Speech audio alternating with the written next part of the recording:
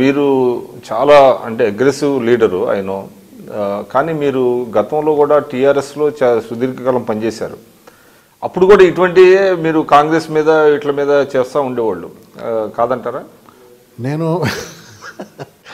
టీఆర్ఎస్లో ఉన్నప్పుడు తెలంగాణ ఉద్యమానికి వెన్నుదన్నుగా ఉంటూ తెలంగాణ సాధన కోసం పనిచేసినాను. లోతుగా విశ్లేషించినప్పుడు తప్పనాలి కదండి. అప్పుడు తప్పు చేసినప్పుడు తప్పన్నాము, ఇప్పుడు తప్పు జరుగుతుంటే తప్పు అంటా ఉన్నాము. తప్పనడం తప్పంటే ఎట్లా? మీరు ఉద్యమంలో చాలా అంటే హైట్ ఆఫ్ ది ఏదే యాజిటేషను ఇవన్నీ ఉన్నప్పుడు మీరు ఒక థింక్ ట్యాంకులుగా పనిచేశారు టీఆర్ఎస్లో. 1-2 సందర్భాల్లో నేను అనుకోవటం కేసీఆర్ గారు అనుకుంటే ఎక్కడ రిమార్క్ కూడా చేశారు, is the face of the party అన్నట్టుగా, అంటే మోర్ ఆర్ లెస్ అటువంటి అభిప్రాయం ఒకటి కలిగింది. మీరు కూడా అంత అగ్రెసివ్గా టీవీ ఛానల్స్లో కానివ్వండి అవన్నీ చేశారు. లాస్ట్ ఎలక్షన్స్ టైంలో మీరు పార్టీ నుంచి ఎందుకు బయటకు రావాల్సి వచ్చింది? Most people say that changing TRS party or shifting from TRS is politically wrong and morally correct అని అంటారు. I thought it is morally right to have shifted at that point of time. నాకు కూడా ఇప్పటికి అర్థం కాదంటే నేను making అంటే మీరు జస్ట్ బెటర్ ఎలాబరేట్, మీరు అంటే ఏం చెప్పదలుచుకున్నారు? అంటే ఎలక్షన్స్ ఒక 2-3 నెలలు కాదు, 12 తారీఖు ఏప్రిల్ 12 తారీఖు నామినేషన్స్ అన్నీ అయిపోయిన తర్వాత వచ్చారు. నామినేషన్స్ అయిపోయినాక అంత దీంట్లో ఎందుకు రావాల్సి వచ్చింది మీరు? అంటే వాస్తవానికి ఏంటంటే నేను ప్రజారాజ్యం పార్టీ నుంచి నా రాజకీయ ప్రస్థానం మొదలైంది. అది నేను తర్వాత అడుగుతాను, ముందు ఇది చెప్పండి. పిఆర్పి నుండి నేను బయటకు వచ్చిన తర్వాత టస్సులు జరిగిన తర్వాత the first telephone call that I received was from Mr. KTR. Anna మీరు don't worry, we are all with you. అంటే లైవ్లు అన్నీ గొడవ పోలీసులు కొట్టడం, పోలీసులు కూడా మ్యాన్ హ్యాండిల్ చేసిన టైంలో గుంజుకెళ్తుంటే లైవ్లు చూసి first telephone call, I'm not I can watch for that. First telephone call అయిందే. నన్ను పోలీస్ జీప్లో తీసుకెళ్ళిపోతుంటే కాల్, అన్న we're all with you, don't worry, don't get disheartened అని చెప్పని. తర్వాత the first invitation to join TRS party came from mister KTR. He came to my house. ఇంటికి వచ్చి ఇంట్లో కూర్చొని, that was in 2012? No 2009. Okay, 2009. అదే ఎప్పుడైతే సమైక్య వాదం తీసుకున్నారో అప్పటి నుంచి మీరు ఇంటికి వచ్చి నన్ను నా వైఫ్తో మాట్లాడి, నాతో మాట్లాడి, నన్ను కన్విన్స్ చేసి, తర్వాత ఇంకెక్కడో కాఫీ షాప్లో కలిసి మాట్లాడి, అక్కడి నుంచి అక్కడే ఇంటికి వెళ్దాంపా అన్న, daddy is asking for you every time, why don't you please come and then be part of the moment అంటే వెళ్ళి జాయిన్ అయిపోయినాను. హీ సెడ్, అన్న dad will stick to the word that he has given to you, don't worry, you come, will be taking care of you అని అంటే పోయి join అయ్యాను. Join అయిన తర్వాత వెన్ను చూపకుండా పనిచేశా. మడమదిప్పని పోరాటం కేసీఆర్ గారు చేస్తే వారికి సైనికుడిగా వెనక నిలబడి ఆయన తుపాకీ మోసుకుంటూ ఆయన ఆలోచనను మోసుకుంటూ నేను ఆయనకు సైనికుడిగానే. అదే అందుకనే చెప్తున్నా, ఇప్పుడు అంత చేసిన వాళ్ళు ఎందుకు వచ్చారు? ఇప్పుడు చాలా మందిలో they do not know the reason. అంటే మీరు ఏదో 1-2 సందర్భాలు చెప్పినట్టున్నారు కానీ అంత స్పష్టత లేదు. ఎందుకు మీరు ఆయన్ని? అంటే నేను I'm a professional to have sacrificed my career to be in to public life. నేను కంఫర్టబుల్గా అందరి లెక్కనే కోట్ల రూపాయల జీతం తీసుకుంటూ ఎయిర్ కండిషన్డ్ ఆఫీసులలో విదేశాలు తిరుగుకుంటూ హ్యాపీగా లగ్జరియస్ కార్పొరేట్ కెరియర్లో ఉన్నవాడిని. లక్షల రూపాయల జీతం తీసుకునేటువంటిది. దాన్ని నేను పబ్లిక్ లైఫ్లో ఉండడం కోసం వచ్చినాను. నేనేమీ పొలిటికల్ లెగసీ ఉన్న ఫ్యామిలీకి వెళ్ళి రాలేదు. లేకపోతే ఇవాళ సోకాల్డ్ పొలిటికల్ కాస్, పెద్ద పెద్ద కులాలే రాజకీయాల్లో ఆధిపత్య కులాలుగా చలామణి అవుతున్నట్టు ఈ వాతావరణంలో అటువంటి కులాల్లో పుట్టినవాడిని కాదు. నేను ఓ చిన్న సామాన్యమైనటువంటి కులంలో పుట్టినవాడిని, సామాన్యమైన మధ్యతరగతి గవర్నమెంట్ ఎంప్లాయీకి పుట్టినవాడిని. నేను సొంతంగా కష్టపడి నా కాళ్ళ మీద నేను నిలబడి నేను ఒక కెరియర్ను బిల్డ్ చేసుకొని లక్షల రూపాయల జీతం సంపాదించి ఒక ఉన్నతమైనటువంటి స్థానంలో ఉన్నటువంటి వాడిని పబ్లిక్ లైఫ్లోకి వచ్చినాను. వచ్చిన తర్వాత thanks to Chiranjeevi garu, he gave me a great opportunity. Pawan Kalyan garu, Chiranjeevi గారు, ఐ డిడ్ నా శక్తినంతా వాడుకోగలిగినారు. నాకున్నటువంటి శక్తి అంతా కూడా క్రియేటివ్ స్కిల్స్ అన్నీ కూడా వాడాను, పార్టీకి పనిచేశాను. టీఆర్ఎస్లో అంత బొట్టు పెట్టి నన్ను ఆదరించి లోపల తీసుకెళ్ళిన తర్వాత ఎవరికైనా రాజకీయాలంటే ఎన్నికలు అనేటువంటి ఒక కీలకమైనటువంటిది. నాకు కూడా పోటీ చేయాలని ఉండే. అప్పుడే 2009లో నేను సికింద్రాబాద్ ఎంపీగా పోటీ చేసినాను. పోటీ చేయాలన్నదానికి తాను ఆపర్చునిటీ కల్పించకపోవడం, అంటే 2014లో ఆపర్చునిటీ కల్పించకపోవటము, దానికి తోడు ఏదో చిన్న చిన్న మాటలు ఏదో అన్నారని చెప్పని ఎవరో చెప్పటము, దాంతోపాటు జరుగుతున్న పరిణామాలన్నీ కూడా అప్పటిదాకా ఉద్యమం నడిచినటువంటి ఒక రోజుల్లో ఉన్నటువంటి ఒక వాతావరణంకి ఎన్నికల దగ్గరకు వచ్చేటప్పటికి వచ్చిన వాతావరణంలో చూసినట్టయితే సీ చేంజ్ కనబడుతూ ఉంది. నిన్నటిదాకా ద్రోహులు అన్నవాళ్ళు, దొంగలు అన్నవాళ్ళు, లంగలు అన్న వాళ్ళందరూ కూడా పార్టీలో వచ్చేస్తూ ఉన్నారు. వాళ్ళకి ఎమ్మెల్యే టికెట్లు డిక్లేర్ అయిపోతూ ఉన్నాయి. వాళ్ళు పెద్ద పెద్ద స్థానాల్లో కనబడుతూ ఉన్నారు. పేర్లు అవసరం లేదు, అందరికీ తెలుసు ఎన్నికల ముందు ఎవరెవరు పార్టీలో జాయిన్ అయినారని చెప్పని. సో ఒక రకమైన కంటామినేటెడ్ ఎన్విరాన్మెంట్ నేను అక్కడ చూసినాను. రెండవది, కష్టపడ్డటువంటి నాకు మొండి చేయి చూపెడుతున్నట్టు, నాకేగా చాలామంది ఉన్నారు అట్లా మొండి చేయి చూపెట్టబడ్డ వాళ్ళు.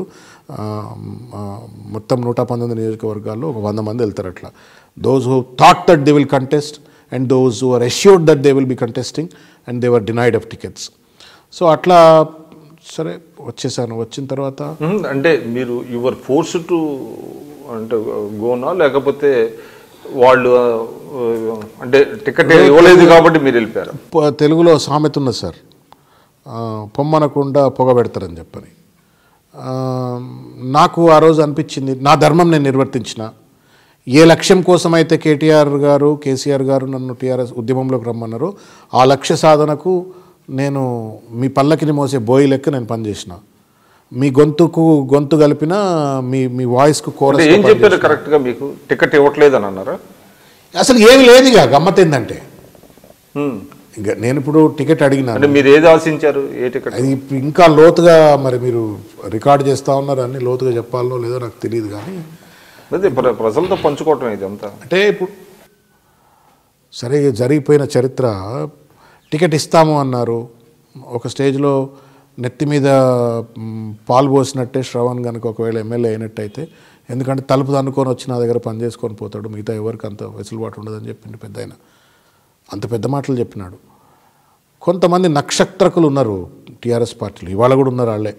వాళ్ళే టీఆర్ఎస్ పార్టీకి భ్రష్టు పట్టిస్తారు, కేసీఆర్ గారిని ఇంకా కూడా భ్రష్టు పట్టిస్తారు. కొంతమంది ఉన్నారు అందులో. ఇవాళ మంత్రులుగా చలామణి అవుతున్నారు, దోపిడీదారులు ఉన్నారు కొంతమంది. వాళ్ళు భయం, శ్రవణ్ ఒకవేళ నల్గొండ జిల్లాకు ఎంటర్ అయ్యి ఎమ్మెల్యే అయిపోతే అక్కడ వాళ్ళ ప్రాతినిధ్యం ఎక్కడ తగ్గిపోతుందో, లేకపోతే వాళ్ళకి రాబోయే పదవులు ఎక్కడ తగ్గిపోతాయో అనేటట్టు ఒక అది. ఆయనను చెవులో రాంగ్ ఫీడింగ్ ఇచ్చినారు. రెండు, మరి ఆయనకు కూడా ఏమైనా చిన్న సామాజిక వర్గాల వాళ్ళు రాజకీయాల్లో గెలవలేరు అనేటువంటి ఒక నమ్మకం ఏమైనా ఉందేమో నాకు తెలియదు. But many times I also told him and also KTR గారు కూడా చాలాసార్లు చెప్పాను, కేసీఆర్ గారు ఒక శక్తి, ఆయన క్రియేట్ చేసిన శక్తి ఆయనకి తెలియట్లా. Because he doesn't believe in the energy that he has created, he want to depend on the others energy.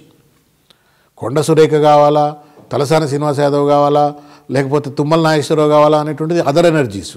But you are an energy, atom. ఓ యాటమ్ చేతిలో పెట్టుకొని, యాటమ్ బాంబ్ లాంటి ఎనర్జీ చేతిలో పెట్టుకొని పక్క చిన్న చిన్న దాన్ని ఏమంటారు, కరెంటు పురుగులను ఆకర్షించి వాటితో బతకాలని చెప్పిన ప్రయత్నం చేస్తూ ఉన్నారు. పొలిటికల్ ఇన్కరెక్ట్ అని చెప్పే ప్రయత్నాలు చేసినాం. But then it didn't work out. So మొత్తానికి అది ఎంతవరకు వాస్తవం అంటారు? అంటే ఇది మనం అవుట్ ఆఫ్ కాంటెక్స్ట్ అయినప్పటికీ 2009లో చూస్తే ఖమ్మం జిల్లాలో కానివ్వండి, వరంగల్ జిల్లాలో కానివ్వండి, ఇటువంటి వాటిల్లో టీఆర్ఎస్ ఆన్ ఇట్స్ ఓన్ ఎక్కువ స్థానాలు సంపాదించుకోలేకపోయింది. మీరు అన్నారు అది అవ్వచ్చు, కానీ మీరు మిగతా పార్టీల్లోంచి వచ్చిన తర్వాతనే కదా సబ్స్టాన్షియల్గా వాళ్ళు గెలవగలిగారు. సార్ ఒక్క విషయం sir, whether somebody agrees or disagrees, but this is my personal conviction. నేను గుండె మీద చేయబెట్టుకొని చెప్తున్నా, భారతదేశ రాజకీయాలలో పెనుమార్పు తీసుకొచ్చినటువంటి ఒక మహానుభావుడు ఎన్టీ రామారావు. సామాన్యులు, చిన్నోడు, వాడు కండక్టర్ కావచ్చు, ఒక చిన్నపాటి చెట్టు కింద ప్లీడర్ కావచ్చు, లేకపోతే మెడలో స్టెథోస్కోప్ వేసుకొని చిన్న ప్రాక్టీస్ ఉన్న డాక్టర్ కావచ్చు, ఓ లాయర్ కావచ్చు, చదువుకున్నోళ్ళు, కొంత డిగ్రీ చదువుకున్నోళ్ళను ఒక మోడర్న్ జనరేషన్కు అప్పటిదాకా లేనటువంటి ఒక రాజకీయాలకు భిన్నంగా ఒక మోడర్న్ పాలిటిక్స్కు సృష్టికర్త ఎన్టీ రామారావు గారు. రెండు, చిన్న జాతిలోను, అంటే బీసీలు కావచ్చు, ఎస్సీలు కావచ్చు, మార్జినలైజ్ సెక్షన్స్ అన్నిటినీ కూడా తీసుకొచ్చి రాజకీయాల్లో వాళ్ళకి ప్రాతినిధ్యం కల్పించి ఒక modern politics. NT Rama Rao certainly a political reformer. అంత పెద్ద గ్రేట్ ఆపర్చునిటీ ఒకే ఒక వ్యక్తికి భారతదేశంలో లభించింది, అది కేసీఆర్ గారికి. ఏ హిస్టారికల్ ఆపర్చునిటీ. బహుశా నాకు తెలిసి రానున్న రోజుల్లో అంత పెద్ద ఆపర్చునిటీ ఎవరికి రాదు. ఆయనకుండే opportunity. He could have made every activist into a politician, every activist into a legislator.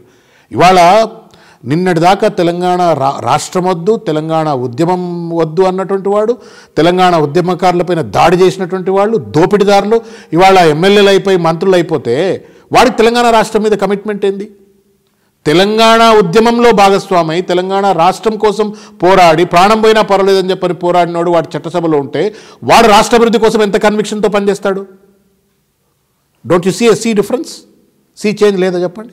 So అటువంటి రాజకీయాన్ని వ్యాపారంగా అనుకున్నాడు ఒకడున్నాడు, రాజకీయమే ధర్మము, తెలంగాణ ఉద్యమమే నా లక్ష్యము, తెలంగాణ రాష్ట్ర సాధన లక్ష్యం, తెలంగాణ ఒక బంగారు తెలంగాణ చేసుకోవాలన్నట్టు ఒక లాట్ ఇక్కడ ఉన్నది. వీడిని వదిలిపెట్టి నువ్వు వీడిని పట్టుకుంటుంది. నువ్వు ఇది ఒక హిస్టారికల్ ప్రయారిటీస్లోకి వెళ్ళిపోయారు.